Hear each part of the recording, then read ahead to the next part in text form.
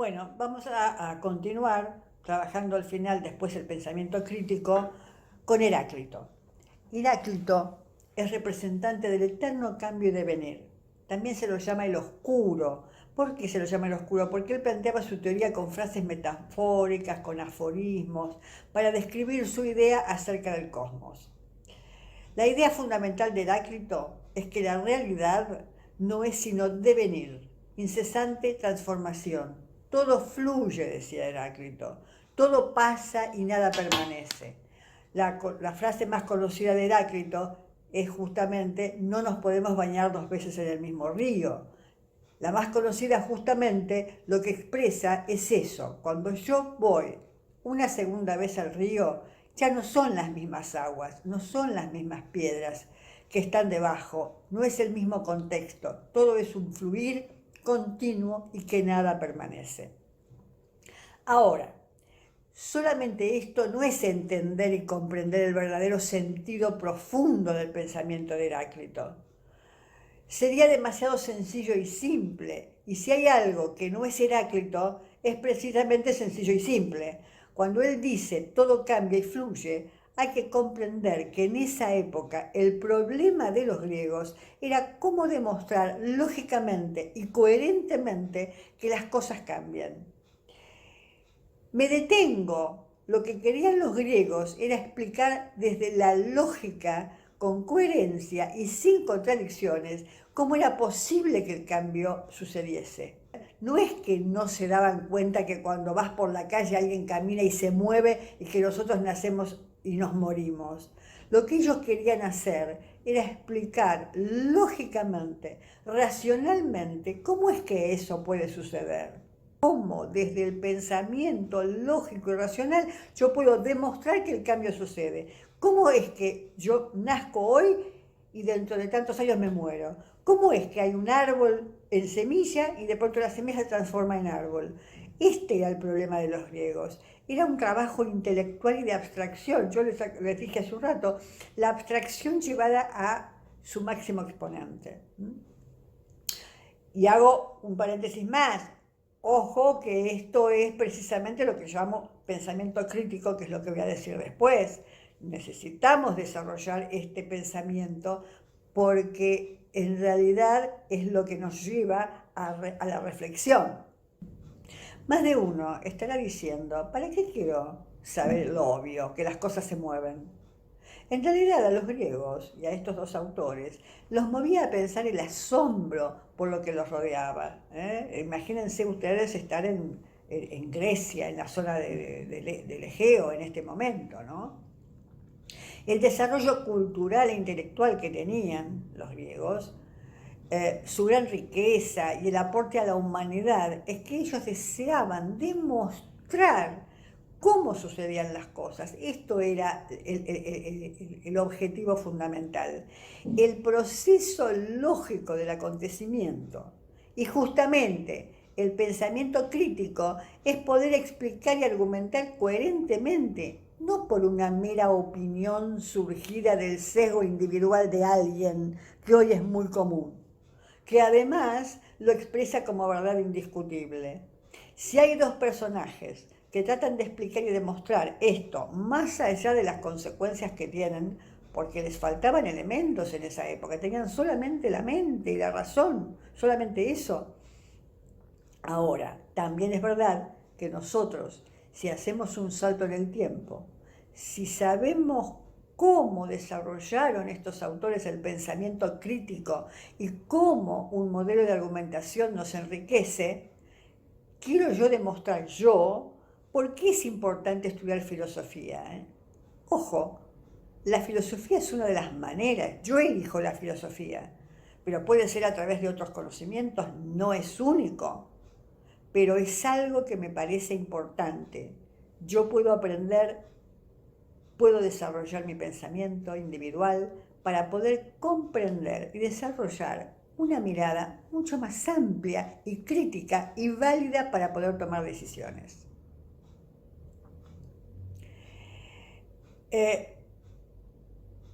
En este momento, dicho esto, yo lo que creo es que es una manera de darnos cuenta cuándo es una fake news, digamos, lo traigo a la actualidad porque hoy, justamente en esos saltos de sesgo y en eso que, viste, doy una opinión sin ningún fundamento y sin ningún desarrollo racional, parece como que todo es verdad. Justamente a esto es lo que voy. Necesitamos como seres humanos, hoy más que en cualquier otro momento, en esta época más que en cualquier otra, que podamos ser conscientes de poder argumentar y analizar si lo que estamos viendo y lo que estamos observando tiene lógica y es coherente.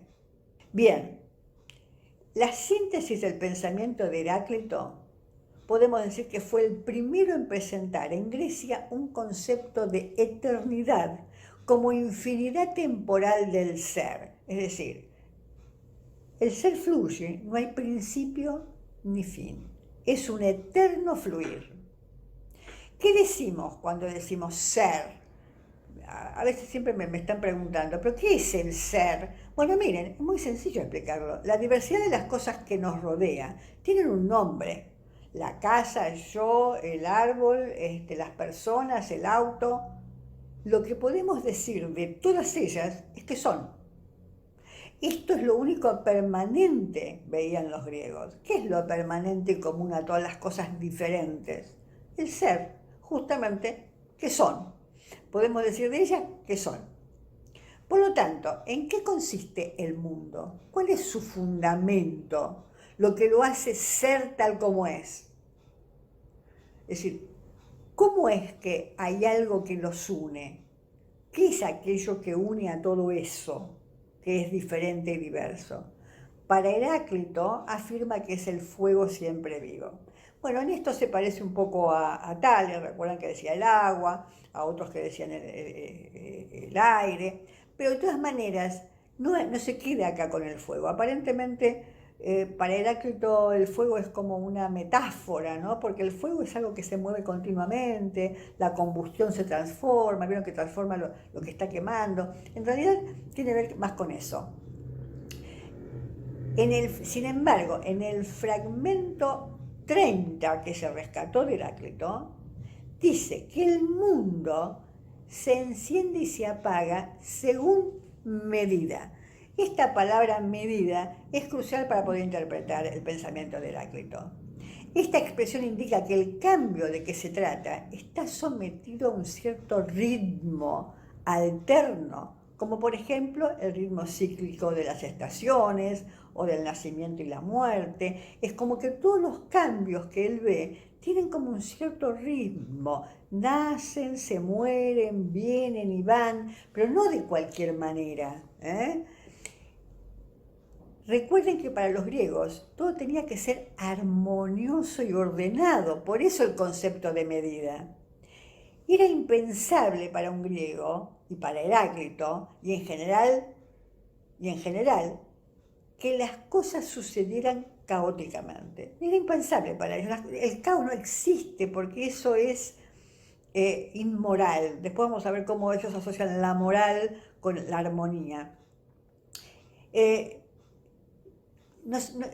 Por eso él tiene que demostrar que hay algo por debajo de ese fluir continuo. Estaba en una encrucijada lógica, Heráclito, igual que Parménides. Por un lado veía que todo fluía, que todo cambiaba, pero impensable, y a su vez impensable para que todo eso cambiara sin un orden. Es decir, yo no puedo creer, decía Heráclito, que todo esto cambie si no tiene un orden. Es imposible, no estaba en el pensamiento griego.